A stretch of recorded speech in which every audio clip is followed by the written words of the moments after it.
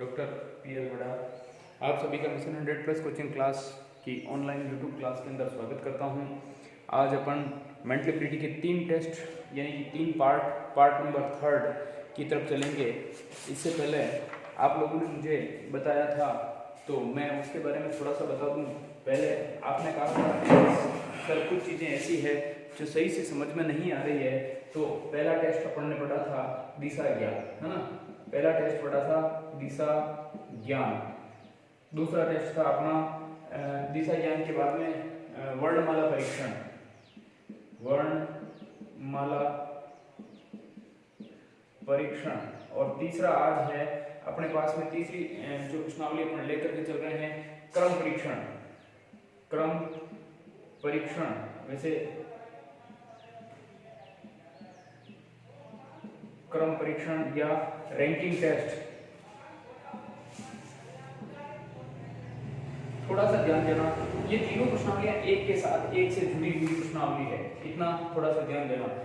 मैं आपसे एक छोटा सा निवेदन करूं कि आज से हम लोगों ने जो हमारी फैकल्टीज है या जो हमारे विद्वान साथी है, उन विद्वान साथियों ने एक छोटी सी पहल रखी है। वो पहल ये कि जो क्लास चल रही है उसके मध्य में या पहले या बाद में कहीं पर भी मतलब आगे पीछे सेटल करके कुछ एग्जाम से संबंधित क्वेश्चंस प्रारंभ किए हैं।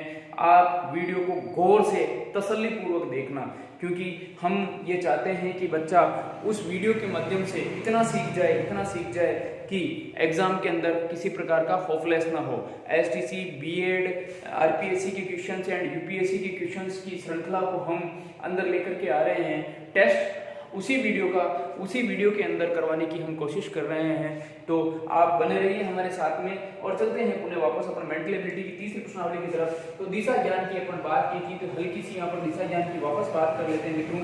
दिशाएं 10, सीधी सट गणित है। दिशाएं 10, मुख्य दिशाएं 4, उप दिशाएं 4, गौण दिशाएं 2।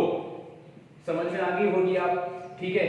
थोड़ा सा उत्तर की वापस आगे वाली बात कर लेते हैं। ऊपर की दिशा उत्तर, बाकी की सारी आप अपने हिसाब से सेट कर लीजिए उत्तर, ठीक है। फिर इनमें कितने भी प्रश्न पूछ लो अभी यहाँ से, इन चारों चीजों मतलब इन छोटी सी चीज से हल हो जाएंगे। और 4 अक्षर आपको याद करने हैं, ए बी सी डी, है ना। बायां और दायां और खुद को क्या मानो, सी। हमेशा खुद को सी मान लीजिए। और ए के बाद बी यानी मेरा ये बायां हाथ है, मैं खुद सी हूं, और ये डी मेरा दायां हाथ है। अब समझ में आ गई होगी बात। दिशा ज्ञान के ऊपर की बात करते हैं। तो दिशा ज्ञान यहाँ इन 2 ट्रिकों के माध्यम से हल हो जाता है। बायां और दायां के अलावा ऊपर उत्तर है तो दाईं ओर पूर्व आएगा, बाईं ओर क्या आएगा, पश्चिम आएगा, और पैरों की तरफ यानी कि आप जहाँ खड़े हैं वहां पर दक्षिण दिशा आएगी। अब वर्णमाला की जहां बात करते हैं तो वर्णमाला के प्रश्न कल अपन एक प्रश्न के अंदर 6 प्रकार से अपन ने समझे थे। इनके प्रश्न क्या होते हैं, ए से लेकर के जेड तक। सबसे पहली बात वर्णमाला यानी कि 26 अक्षरों की ही बात की जाती है। फिर इसके बाद अगर वर्णमाला की बात करते हैं तो प्रथम अर्धांश के ऊपर ए से लेकर के एम तक के प्रश्न आते हैं। फिर द्वितीय अर्धांश एन से लेकर के जेड तक के प्रश्न आते हैं मित्रों। फिर व्युत्क्रमाती यानी उल्टे में जेड से लेकर के ए तक आएंगे, ठीक है। एम से लेकर के ए तक आएंगे, फिर एन से लेकर के जेड तक आएंगे। ये प्रश्न हमेशा उल्टे सीधे प्रश्न इनसे ही पुटअप किए जाते हैं। अब इनको थोड़ा सा और लार्ज स्केल में देखने पर अपने को पता चलता है, यानी कि अपन और क्या चीज देखें, थोड़ी सी बड़ी अगर इनकी मात्राएं देखते हैं, यानी कि इनको आगे पीछे करके देखते हैं, तो ये ज्ञान वापस यहाँ काम आ रहा है। दायां कौन सा है, बायां कौन सा है, आगे कौन बैठा है, पीछे कौन बैठा है। तो आज अपन पढ़ेंगे क्रम परीक्षण या रैंकिंग टेस्ट। तो इन दोनों के ऊपर ही ये प्रश्नावली डिपेंड करती है। अगर आपको दिशा ज्ञान सही तरीके से समझ में आ गया है तो वर्णमाला परीक्षण आप अच्छी तरीके से कर पाएंगे। अगर वर्णमाला परीक्षण और दिशा ज्ञान दोनों सही तरीके से समझ में आया तो आज का आपका टेस्टिंग परीक्षण है या रैंकिंग परीक्षण है, इसे आप अच्छी तरीके से कर पाएंगे। समझदार हो आप। अगर इसके बीच में आपको कुछ भी लग रहा है कि ये चीज है तो उसको अपन सही तरीके से करने की कोशिश कर सकते हैं, क्योंकि अपन ने कल पढ़ा था बाएं का ज्ञान और दाएं का ज्ञान। तो वर्णमाला जो ए है, ए हमेशा बाईं ओर है और जेड हमेशा दाईं ओर है। इस बात का आपको अच्छी तरीके से नॉलेज होना चाहिए। मित्रों मैंने आपको कहा था कल कि कोई सी भी परीक्षा हो या कोई सा भी कुछ भी हो जिनकी मेंटल एबिलिटी के अंदर ये प्रश्नावलियां दी गई हो तो आप अपनी बुकलेट के ऊपर ए से लेकर के जेड तक किसी भी हालत में और जेड से लेकर के ए तक, ए से लेकर के एम तक और एम से एन से लेकर के जेड तक के अर्धांश ये 4 लेंगे आप वहां जाकर के उतार लेना। इस ये उतारने के लिए आपको वहां पर किसी प्रकार की मनाही नहीं होगी। आप ये नहीं कहेंगे कि यार इतने जल्दी कैसे कर लिया आप बुकलेट, क्योंकि अगर इन प्रश्नों को आप जल्दी करेंगे तो आपके फायदे की बात ही रहेगी। मतलब अधिकतर मेंटल एबिलिटी के सवालों के ऊपर कई बार समय बहुत ज्यादा लग जाता है और पेपर छूट जाता है, तो शॉर्टेज के रूप में अपन इन चीजों को देखते हैं। आप उदाहरण ज्यादा देखिए, प्रश्न ज्यादा हल कीजिए, खुद के प्रश्न बनाइए, तुक्के लगाइए, तुक्के वाले प्रश्न बनाइए। अगर मैं इधर जा रहा हूं तो ये हो जाएगा, ये उधर मुड़ा तो ये दिशा आई, उधर मुड़ा तो ये दिशा आई। मैंने इन चीजों के बारे में आपको बताया। तो अपन अब चलते हैं आज टेस्टिंग परीक्षण के बारे में, और टेस्टिंग परीक्षण को देखते हैं। तो उससे पहले अपन 2-4 चीजें अपन देखेंगे और उसके बाद अपन आगे टेस्टिंग परीक्षण को पूरा करेंगे। अगर आप टेस्टिंग परीक्षण करना चाह रहे हैं तो सबसे पहले आपको 1 से कुछ गिनती के अक्षर याद होना जरूरी है, यानी कि मैथ्स 1 से लेकर के 100 तक भी आ सकता है, 1000 तक भी आ सकता है, 10,000 भी आ सकते हैं, करोड़ 10 करोड़ तक भी जा सकता है। परंतु आपको अधिकतर 1 से लेकर के 100 तक की संख्या को नॉर्मली उल्टे और सीधे तरीके से याद करना जरूरी है। आप उल्टे और सीधे तरीके से कम 100 तक की संख्या को याद करके रखिए, ठीक है। इसके अलावा बायां और दायां, इसके अलावा बायां और दायां, अब आपको हमेशा बाएं दाएं में परेशानी होती तो ABCD याद रखो, क्योंकि B4 बायां और D4 दायां, इस बात को क्लियर हो गया। फिर इसके अलावा भी बहुत सारी चीजें हैं कि B प्लस D -1 ये क्रम होगा इसका, यानी कि बायां प्लस दायां, यानी कि किसी व्यक्ति के बाईं ओर से दाईं तरफ इतने व्यक्ति बैठे हैं तो ठीक है, तो उसके अंदर +1 वगैरह, ये अभी अपन आंसर से हल करेंगे, मतलब अपन उदाहरण से हल करेंगे। तो ये चीजें आपको याद होनी चाहिए। पहली बात तो 1, दूसरी बात 2 बायां दायां, ठीक है। और तीसरा सबसे महत्वपूर्ण है आपको A से लेकर के Z तक, यानी कि वर्णमाला को जो टेस्टिंग किए थे, आपने वर्णमाला जो परीक्षण किया था उसका अपने को देखना होता है। A से लेकर के Z तक की वर्णमाला यानी अंग्रेजी वर्णमाला आपको याद होनी चाहिए, फिर Z से लेकर के A तक याद होनी चाहिए उल्टी, ठीक है। मैंने कल आपको एक फॉर्मूला भी बताया था, A B C D E F G H I J K L M N O P Q R S T U V W X Y और Z। अब जब आपको ये चीज समझ में आ गई होगी और इसको अगर आपको तुरंत प्रभाव से कहा जाए कि व्युत्क्रमानुपाती या उल्टे, तो आपको बिना सोचे समझे दाईं ओर से लिखना शुरू कर देना चाहिए। A B C D E F G H I J K L M N O P Q R S T U V W X Y और Z। क्योंकि कई बार ये प्रश्न पूछे गए प्रश्नों के अंदर आता है और आपको उल्टी ABCD लिखने के लिए कम से कम 3 मिनट का समय लग जाएगा। 3 मिनट नहीं तो 1 मिनट का समय तो लग ही जाएगा। जब 1 मिनट का समय आप अगर इसके अंदर लगा लोगे तो फिर परीक्षण करना आपके लिए खतरनाक हो जाएगा। अब अपन आगे चलते हैं, कुछ इनके अपन लेते हैं उदाहरण लेकर के चलते हैं और उदाहरणों के अंदर पढ़ते हैं अपन। तो जब इनके उदाहरणों को अपन तसल्ली से देख लेते हैं तो आगे अपने को इन चीजों के बारे में पूरा नॉलेज हो जाएगा। देखते हैं पहला उदाहरण और टेस्टिंग परीक्षण को अपन सफल करते हैं, ठीक है ना।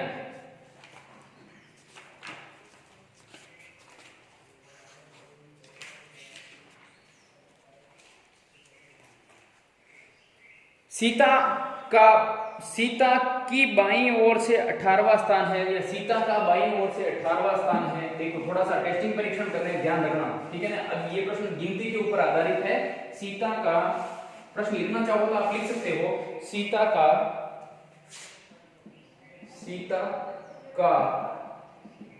बाईं ओर से 18वां स्थान है।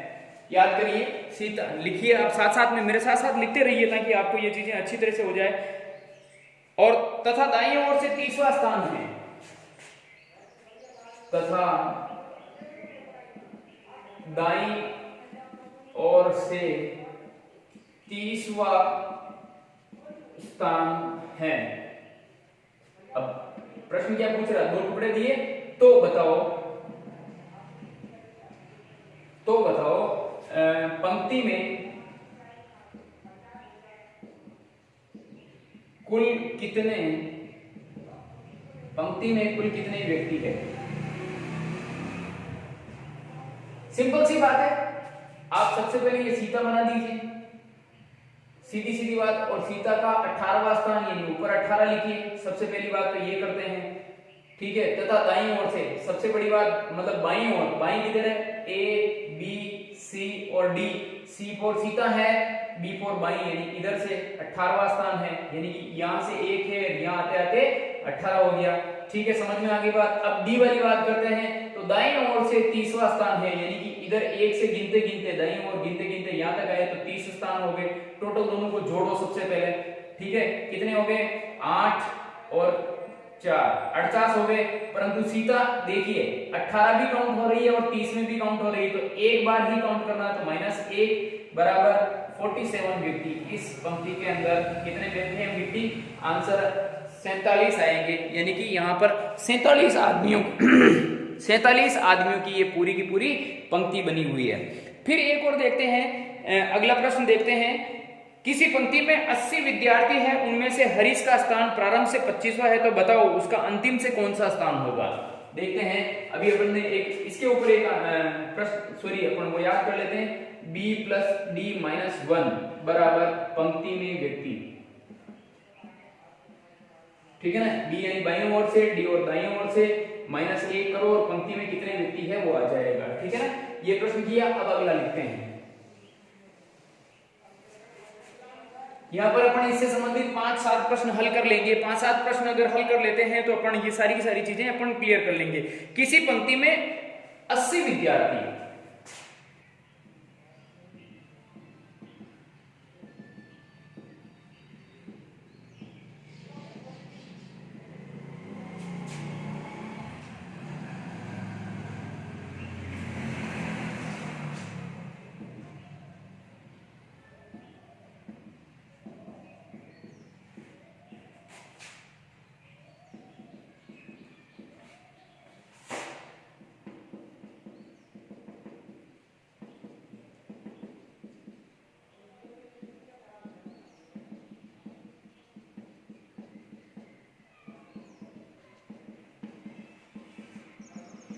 समझ में आ गई होगी। किसी पंक्ति में 80 विद्यार्थी है, राम का स्थान दाईं ओर से 25वां स्थान है, ठीक है ना। सबसे पहली बात तो ए बी और सी और डी, ये ध्यान रखिए, ठीक है। और सबसे दूसरी बात ये है कि राम का दाईं ओर से 25वां स्थान है, तो 1 डी की तरफ लिख दीजिए और 25 यहाँ पर लिख दीजिए। समझ में ये भी आ गई होगी। और यहाँ जाते जाते आपको 80 लिखना है। तो सबसे पहली बात, ठीक है, बताओ बाईं ओर से कौन सा स्थान होगा। अब अपने को सबसे बड़ी बात तो यहाँ पर करनी कि बाईं ओर से कौन सा स्थान होगा, तो 80 - 25 + 1 कितना होगा, 80 - 25 बराबर, यानी कि 5 के 5 7 - 55 + 1 बराबर 56वां स्थान होगा। समझ में आ गया होना चाहिए। 25 इधर से होगा और इधर से 56वां स्थान होगा। अब अपन इसको एक बार टेस्ट करके देख लेते हैं। ये राम बीच में बैठा हुआ है, ठीक है। तो देखते हैं 8 5 11 का 1 का हासिल का 1, ठीक है, और 3 8 81 हो रहे हैं, -1 कर दीजिए बराबर 80 आ रहे हैं। यानी कि पंक्ति के अंदर कितने आदमी हैं, 80। राम का दाईं ओर से 25वां स्थान है, तो बाईं ओर से कौन सा होगा, 56वां स्थान। दो चीजें आपको क्लियरली समझ में आ गई होगी। अब तीसरे उदाहरण की तरफ चलते हैं, जो उदाहरण बिल्कुल सिंपल वह है, मतलब बार बार स्थान बदल दिया जाता है ना। सोना किसी पंक्ति में बाईं ओर से 20वें स्थान पर है। समझिए इस प्रश्न को, इसके बाद ये टेस्टिंग परीक्षण अपना खत्म होता है, क्योंकि अपन बार बार बदल करके करेंगे। तो 5 उदाहरणों में ये अपना तीसरा उदाहरण है, बदलना। सोना किसी पंक्ति में 20वें स्थान पर है, ठीक है। राम उसी पंक्ति में 29वें स्थान पर है। ठीक है, समझ में आ गया? आपस में अपना स्थान बदल ले।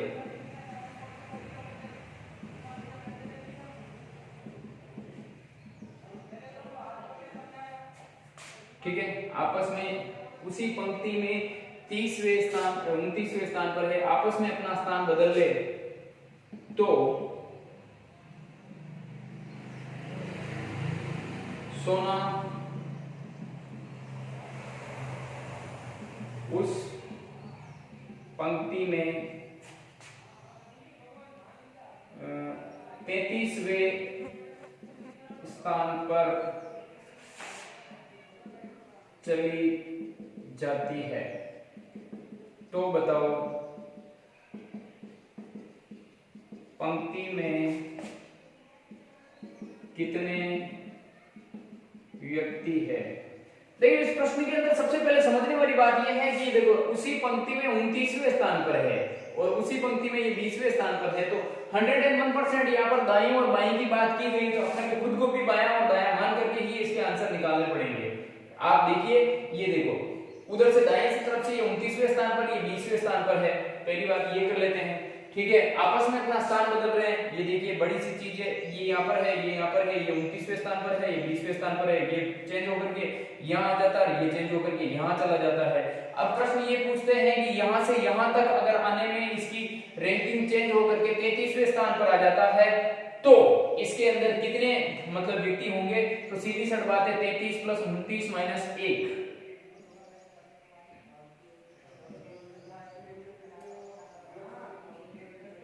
इसमें 61 आदमी होंगे। ये प्रश्न थोड़ा से जटिल प्रश्न आते हैं, जब तक आप इनके उदाहरणों को हल नहीं करेंगे तब तक ये प्रश्न हल नहीं होने वाले हैं।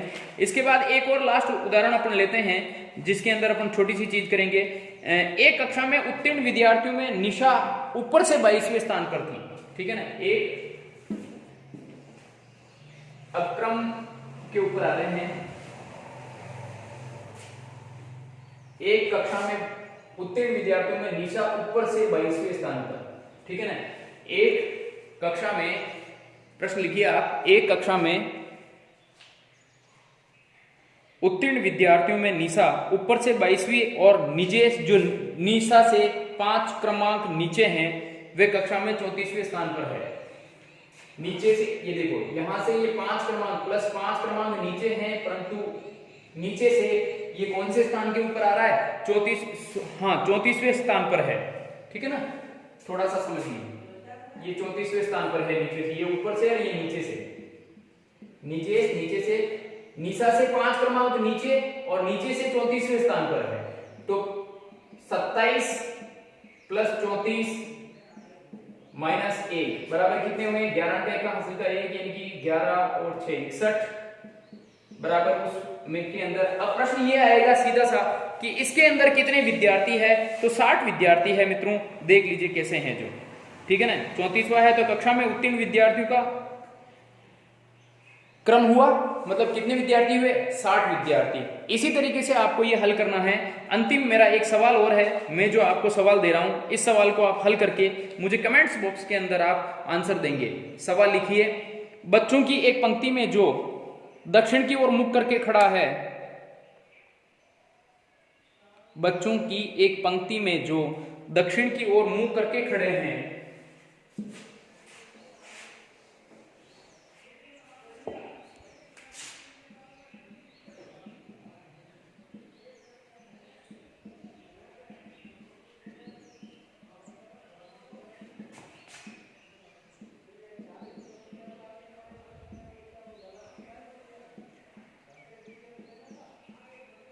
बच्चों की एक पंक्ति जो दक्षिण की ओर मुंह करके खड़े हैं। लिखिए, नेहा रोबिन के दाईं ओर 5वीं है और अशोक नेहा के दाईं ओर 12वां। नेहा रोबिन के दूसरी ओर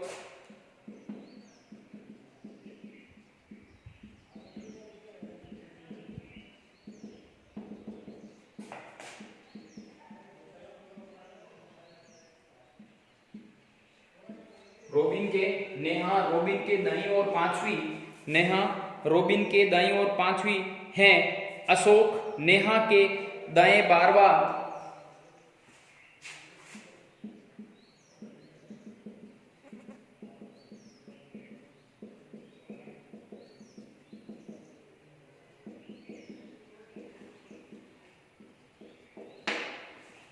वापस देखिए बच्चों की एक पंक्ति जो दक्षिण की ओर मुंह करके खड़े हैं। नेहा रोबिन के दाईं ओर 5वीं है, अशोक नेहा के दाएं 12वां स्थान पर है, ठीक है। और दाएं अंत से 28वां है, तो दाएं अंत से रोबिन की स्थिति क्या होगी? दाएं के अंत से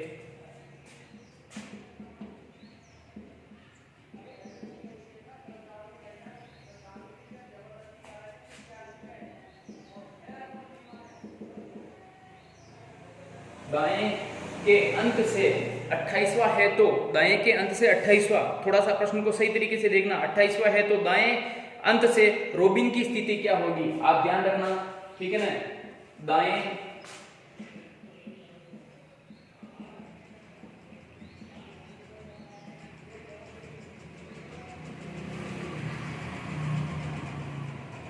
रोबिन की स्थिति क्या होगी, यानी स्थान कौन सा होगा?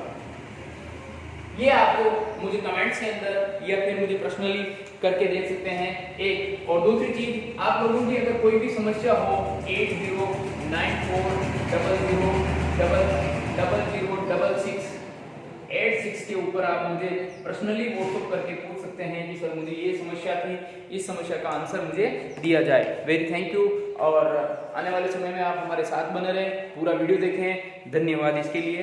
साथियों, निरंतर हमारे साथ अगर बने रहोगे तो कुछ न कुछ नया हमेशा मिलता रहेगा। साथियों, चलते हैं इसके साथ अगली प्रश्नावली की तरफ।